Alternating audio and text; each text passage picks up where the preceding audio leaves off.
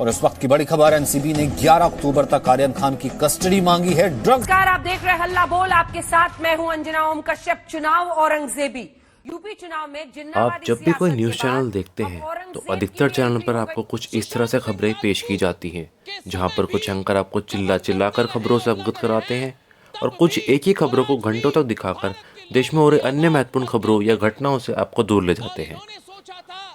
दर्शक news channel को खुद को दुनिया में हो रही घटनाओं से अपडेट होने के लिए देखता है, लेकिन उन्हीं खबरों को तोड़ मरोड़ के जब पेश किया जाता है तो ये हाल होता है।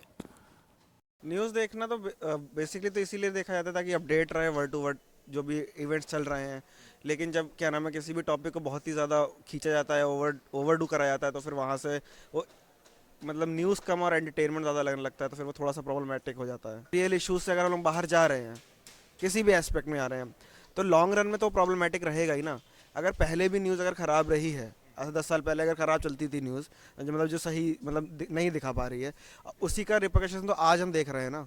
अगर आज का रिपरकशन हम आज नहीं देखेंगे, ये फेस करेंगे आज से 10 साल बाद, तो प्रॉब्लम ये है, ये आज की प्रॉब्लम नहीं है, ये है आज से 10 साल बाद की प्रॉब्लम। मेन स्ट्रीम मीडिया है हमारी, वो इतना डिस्ट्रैक्टेड है या डिस्ट्रैक्ट करती है हमें एक्चुअल न्यूज़ से, रिपोर्टिंग से, जो स्मॉल इवेंट्स हो रहे हैं हमारे सोसाइटी में, ठीक है, जैसे आज दिल्ली में कुछ हुआ, तो वो न्यूज़ नहीं है, उसका एक परसेप्शन बेस्ड मुद्दा बनाया गया जिस पे डिस्कशन किया गया, तो फिर मुझे वो वेस्ट ऑफ टाइम लगता है।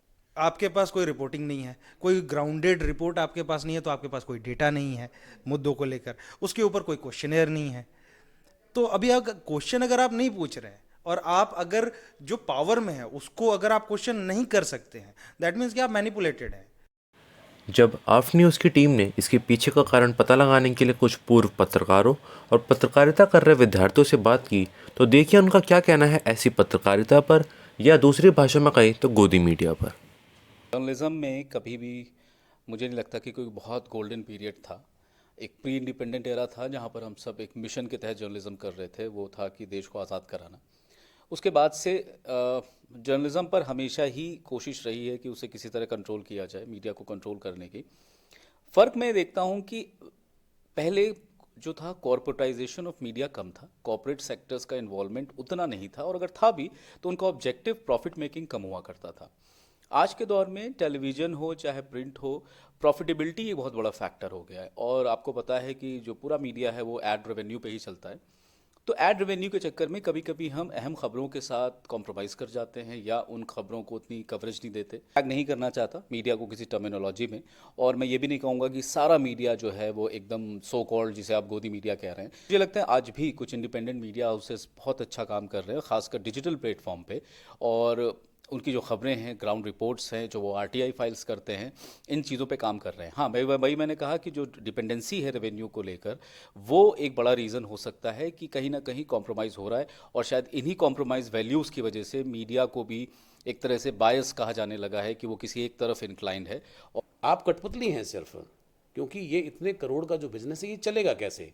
So it's a share business है नहीं, तो आप कैसे नीचे पत्रकार हो सकता है कि उसके अंदर किसके मन में क्या बात चल रही है, और मान लीजिए 500 लोगों का स्टाफ है तो उसके अंदर 100 लोग ऐसे होंगे कि जो पत्रकारिता करते होंगे, करना चाहते होंगे। कमी पत्रकार में नहीं है, सिस्टम में है।